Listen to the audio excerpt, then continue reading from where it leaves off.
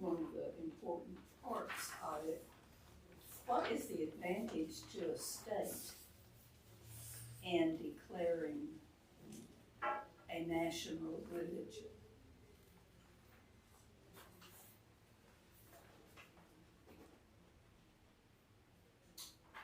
Well, it gives the illusion of unity. The illusion Of unity. unity. Well, it said religious people feel that if their religion is named as the religion of the nation, they gain power and confidence in their religion and its values. They feel that they belong. And yes, but I think they also feel that they have the right to impose their religion on others. I agree. And how do they feel toward those who do not share their religious beliefs? You're less American. They're the other. The other. They poo-poo their ideas. And there have been many examples of how minority groups can then be deemed as unworthy or even anti-country. Another bad thing about that idea, if the minorities, now you have, if things aren't going the way you want, the people in charge have somebody they can put the blame on rather than their policies. Mm-hmm. Because they're not Christian like us, like our nation is. And we ultimately need new people seek to establish some common bond, don't we? Something that we can share together with the other person. So you can see how it would be a temptation if you thought you could get away with it. Well, it also means that every war that the nation undertakes is a holy war. Because And you're seeing that with Russia right now and the Russian church, Russian Orthodox Church. And so those people that don't agree with you, you would label as heretics, wouldn't you? They're traitors and heretics. both. Wow. And you're seeing that right now too. So what is the protection in the United States system of government against having this happen here? It's the First Amendment, that there shall be no, basically says, there shall be no established religion as a government function, or we don't establish one that we say is representative or everybody should belong to. Yeah.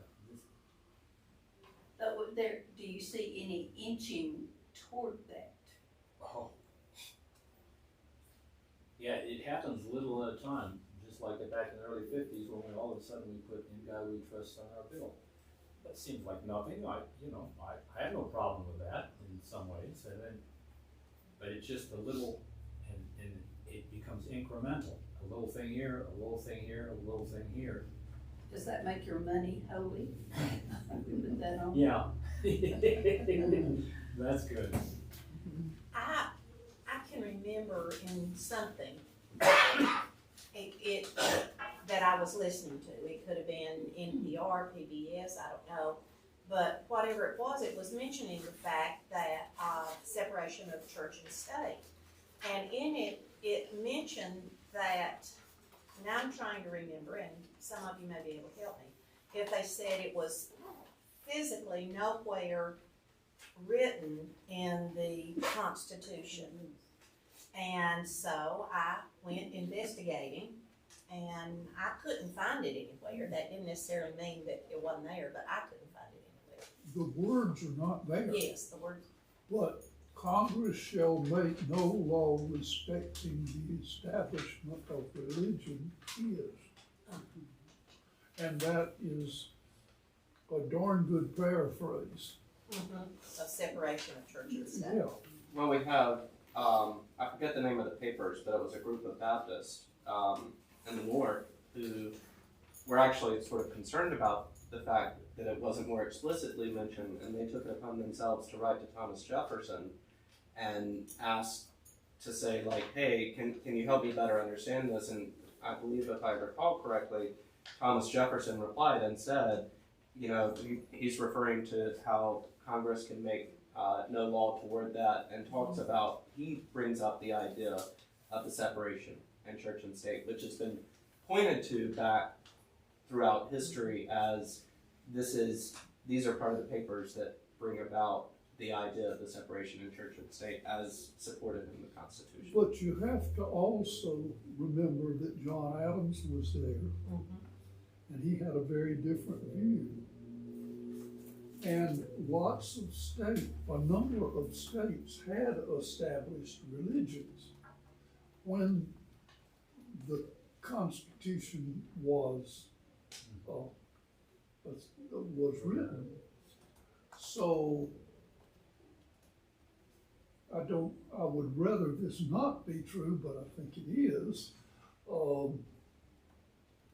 That was written primarily to protect churches, denominations, from interference by the government. And also, some of the states refused initially to sign the Constitution as it was written, and had to have a promise that there would be a Bill of Rights Yes. that would explicitly state some of the things like freedom of speech, freedom of assembly. Bear arms. And so from that has come this, I guess, freedom from religion idea, that it shall not. We now have organizations that say that's their money. They're not Democrat or Republican or whatever, but they are members of this freedom from religion. Can I mention another idea here? You know, Jesus often in the Bible talks about, you know, the last shall be first, the first shall be last. You know, if you hold on to your life, you're sure to lose it. You know, really contradictory things. And when we start out with this idea that you do feel secure and powerful if the state says your religion is, that's the normal emotional feeling. But when you start thinking about it, no, now your religion is less secure if it's sanctioned by the state. Now the state can start telling you what your religion is going to be. And on the other hand, if you believe in Ecclesiastes, to everything to the season, the one thing that is constant is change. It will always be a change. If you protect the minority's religion, you don't have to worry about yours anymore. Because if they become the minority, the minority's religion is always going to be protected. And that's the reason, part of the wisdom of that First Amendment. And Jesse Ventura, the former governor of Minnesota, is the one that put that out there. I remember him saying that in a public forum. But even if we look at national religions in the past and the history of that, we only have to go back so far as the 1500s in the UK or England at the time to look at Henry VIII, and followed by the ascension of his daughters, going back and forth between Catholicism and Anglicanism and the bloodshed that led to, just in terms of what you were talking about, and having to say that this is our national religion, and it got them nothing but discord and lives lost as a result. And just probably distrust in the government and religion as a result. And this is not just a Christian problem. No, it's a There is a very strong Hindu national religion movement in India. For example,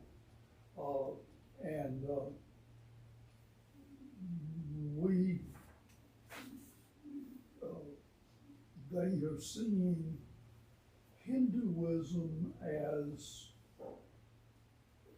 coterminous with their culture and their nation, in the same way that the Christian nationalists are seeing Christianity in the same way. I couldn't believe it this morning, but my most unfavorite conservative opinion writer in the state, still in South Carolina, in the Asheville paper was quoting Jesus very correctly, saying, "My kingdom is not of this world," Yes. and that Christian nationalism really is a heresy, because we are, a Christian is not first a citizen of any nation, but first a citizen of Jesus is Lord of all, not just us. Yet when you think about the life that Jesus lived and the fact that he wasn't a Roman citizen, Right. he was not in any government function, he didn't exactly fit into the synagogue and the current Jewish religion that was there. And you have to think, that took a very brave soul, someone who was convinced of his choices. And quite often we waffle around and we will say, "Oh, I'll go with this, I'll go ahead and do this, it won't hurt anything," or "I'll participate here, but I'm not going to give my full allegiance." It's always this sort of lukewarm approach that I think the Apostle Paul didn't like lukewarm things. He wanted you to be either hot or cold. But I was looking back in another book that I had, and it talked about the temptations of Jesus. And I thought, So I looked back at the temptations of Jesus, and he was at least offered opportunity by the devil, if you would believe that the devil could give him power to have power. That was the power and the goods and there were 3 temptations in the wilderness. That people would follow him like God. Yeah, that people would. And in fact, when he fed all those hungry people, they wanted to make him be an authority. What did he do? Disappeared. He went away. He ran away. Yeah. That one, Didn't want to be that. So it's an interesting dilemma. We don't run away, but we want to have one foot in each camp, sort of, right? Most of us are, at least at some level, proud to be an American, or happy, or grateful. What's the word I want there? Taken from an immigrant, right? They ended up someplace else, and we were here. And who was it that said it's not perfect, but it's better than? Yeah, than any place else. Right now, well, I don't know. It's right now, it's beginning to change. But I think too, thinking of the life that Jesus lived, as you were talking about, Jo Ann, and particularly the last days of his life.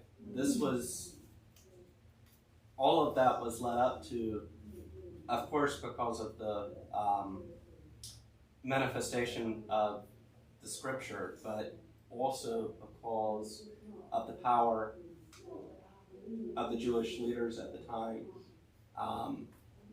and their ability to exert influence on the government. And the persecution of Christians continued for some time, many centuries later, as a result of that until, I suppose, in a way, Constantine realized that he could be more powerful if he were to adopt Christianity as the religion of the quote-unquote Holy Roman Empire at the time. It was all power and place as a result. It was never about faith, religion, and belief.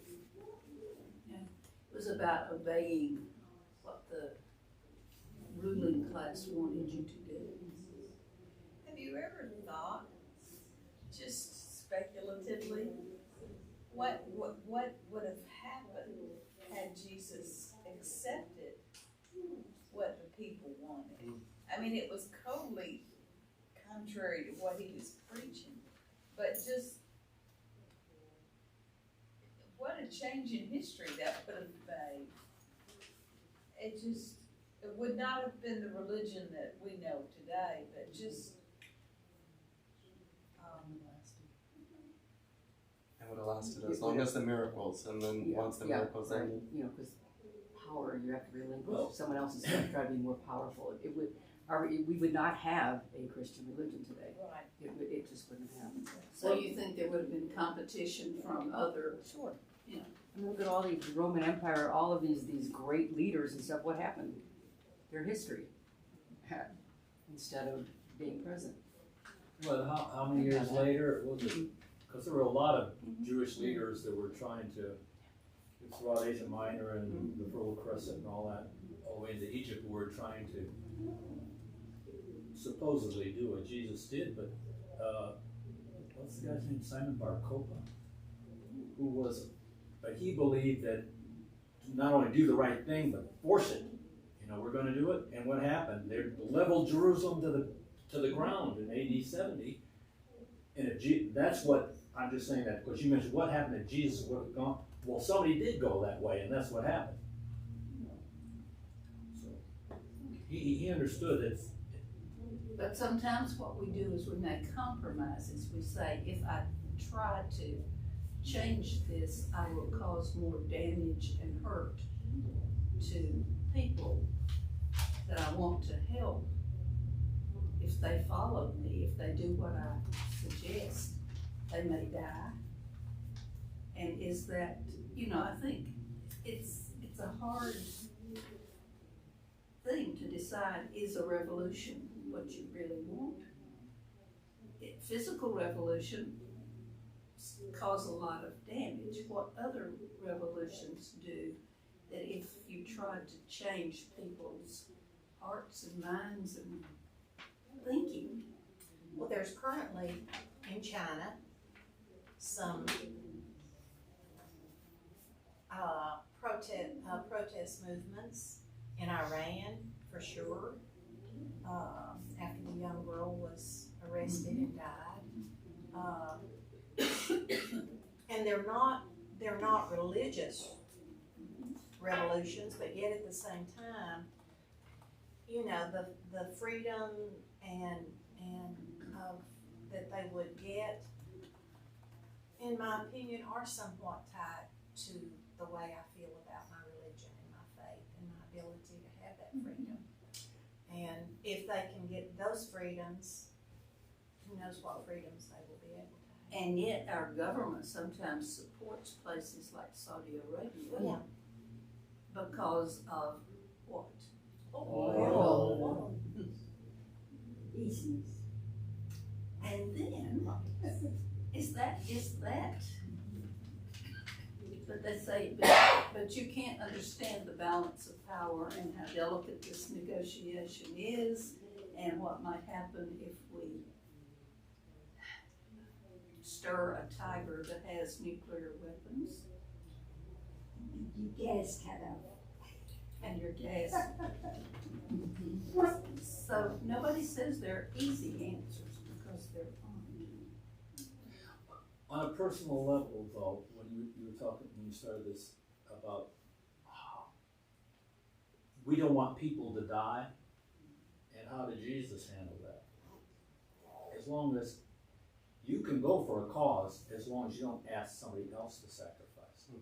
You have to be the one to sacrifice. Then it's okay. You go as far as you want to go. Well, you can't make the decision for anyone else, is what I think. But then there's the question, But you have is, some are people you that do free that. You to see make a people, decision? yeah, in today's world, you see it all the time. Some of these world leaders have their followers, you know, storm the Capitol for it. You know, you die for me. Rather than, I'll die for you. So that everybody else has it better. So what are we left with? What's happening early November? A vote. And if you look upon your obligation as something that is important and maybe is in some ways sacred, then you have to think carefully about how you choose to vote. Well, what is the difference, and I think this relates, between patriotism and nationalism? Say more. Okay. I'll be personal. I see myself as a patriotic American. I want the best for my country, and I want my country to be the best, and I will work for that. How do you define best? Huh? How do you define best? A whole constellation of values, including prominently my faith.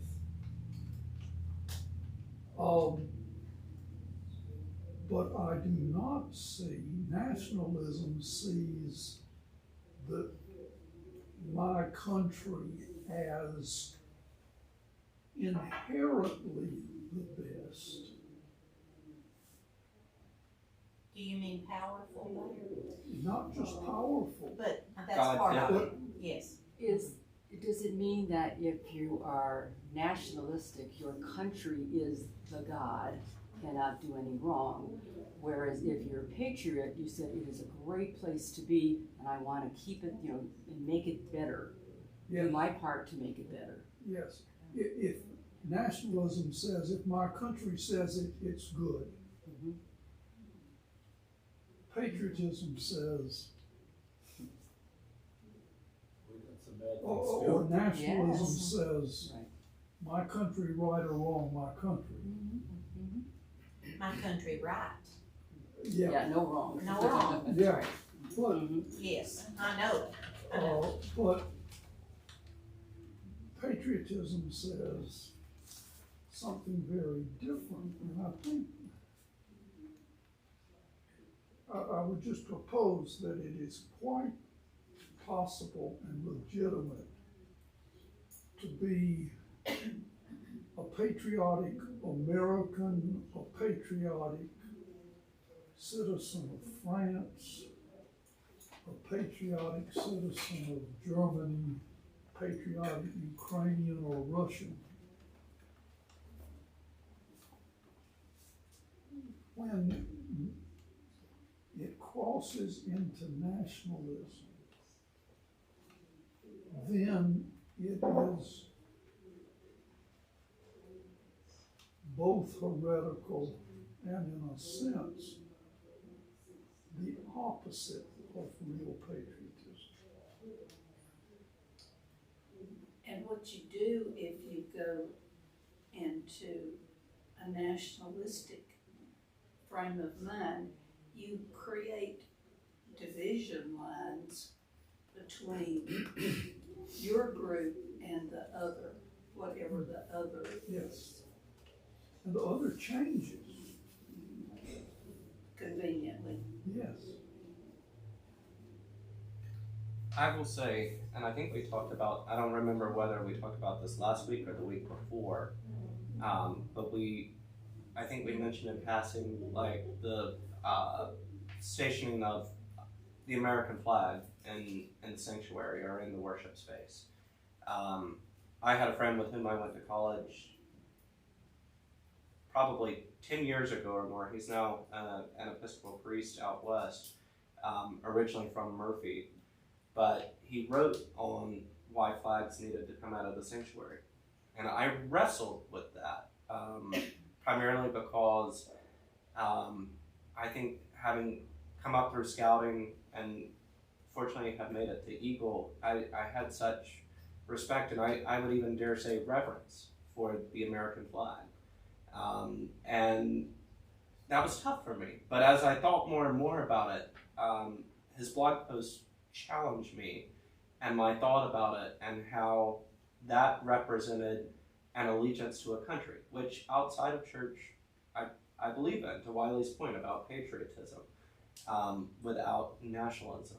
But I do think when we think about the church and the celebrations, I have over time, in different ways, sort of held the celebration of World Communion Sunday and the celebration of All Saints Sunday equally as high in my heart and my brain as I do Independence Day. Because to me, those are Sundays that we can celebrate our faith, those who've shared our faith, those who currently share our faith, and those who have brought us to the places in our faith and beliefs over time, whether it be parents, grandparents, Sunday school teachers, and things of that nature. And I think that is almost a feeling of that additional reverence for that's pushed me to think about. That's very interesting.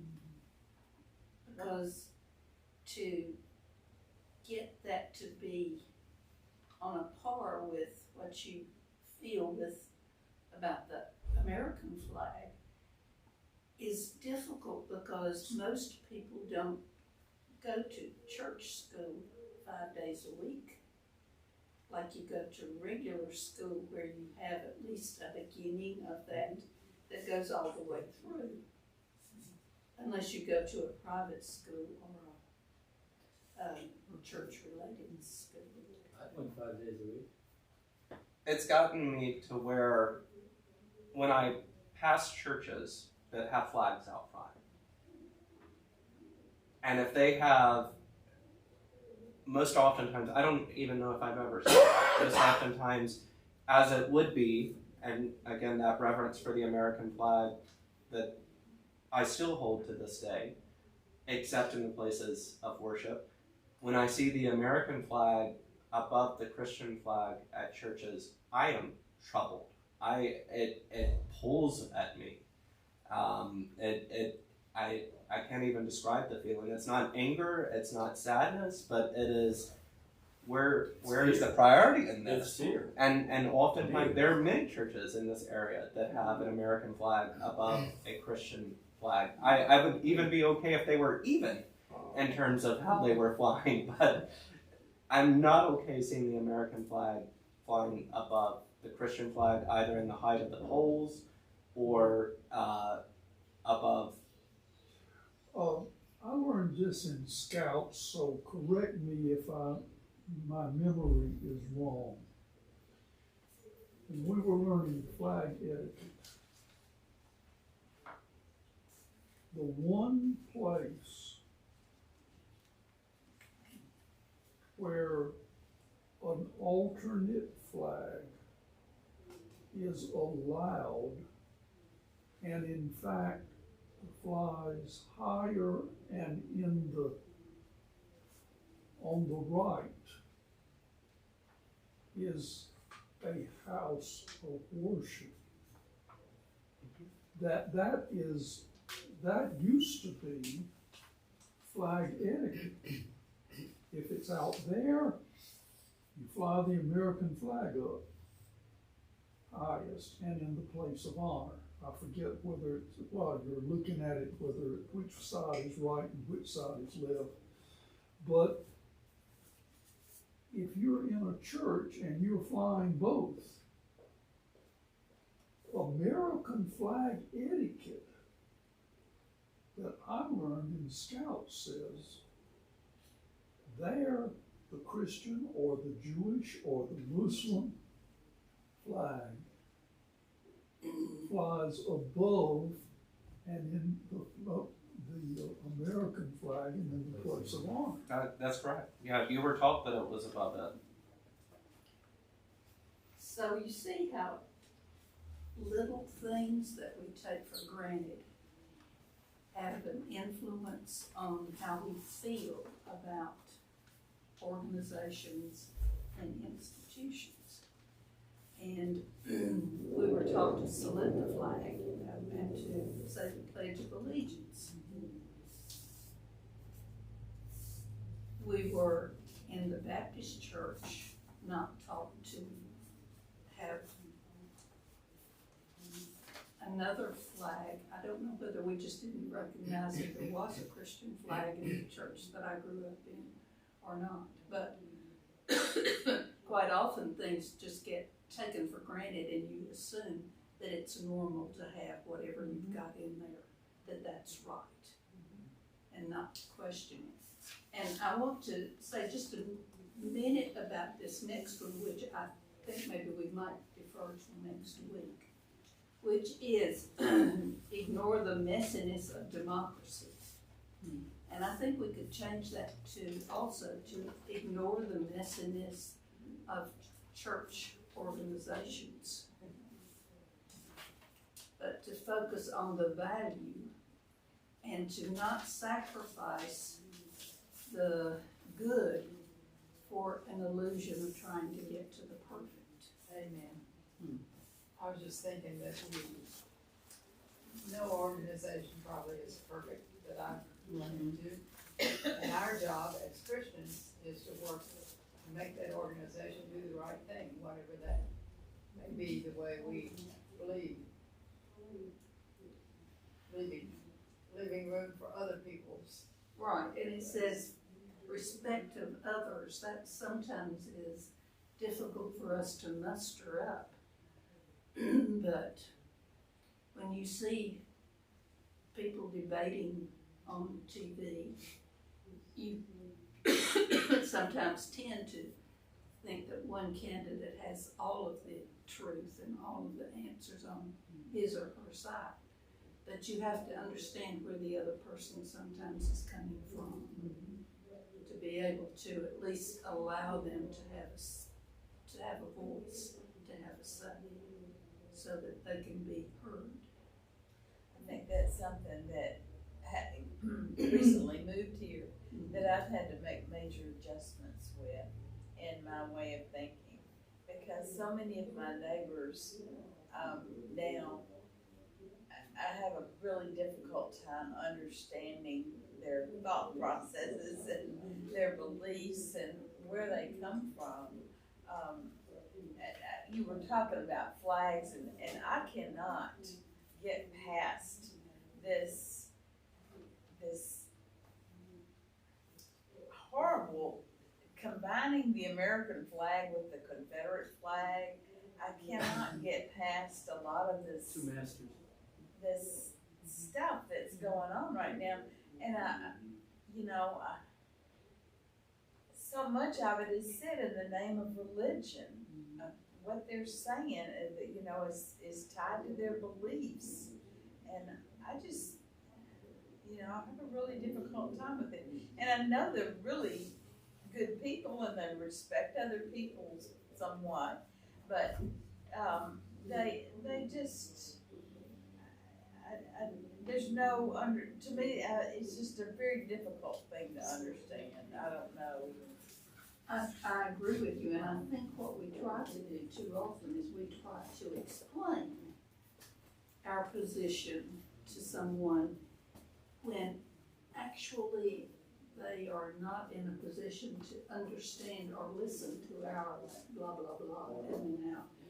And I read something that said the best way that you can understand other people and the best way that you can have them hopefully understand you is to work alongside them in a project.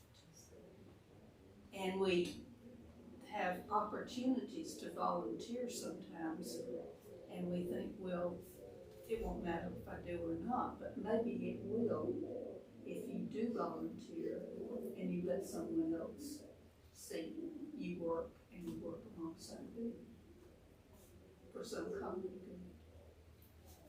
That reminds me of a dialogue discussion series Paul and I are trying to work toward offering potentially in starting in January, probably leading up almost until Easter based on the timing of this. If there are people interested in our community, she's had conversations with the Episcopal Church. It's actually an Episcopal-based sort of dialogue discussion series that's called Sacred Ground. It was started in really 2020 in response to primarily the racial upheaval that we saw that year. And it's in a way a sensitive, prayerful resource that's supposed to create a space and a reflection, particularly for those of us who come from white backgrounds, to in a way work toward a more beloved community. So if there's anyone interested in that, please let me know, please let Paula know. I'll have more details in the newsletter. Again, we're hopefully going to try and start this in January. I think the thought right now is, because it's so dark during that time of year, we might start this online and then have some in-person meetings, and we'll do this probably in coordination with the Episcopal Church and probably have some co-meetings with them and also the Madison County Racial Justice Coalition. So I'm looking forward to it, just in terms of thinking about what can I do, what can we do, and what can our community do. And I think that starts at where it should be started, in the community in which you live. What can I do here? Toward racial justice, I'm unclear. It is toward racial justice, but thinking particularly about the intersection of racial justice, faith, and beliefs. And economic justice, which plays a big role in that. Sounds interesting.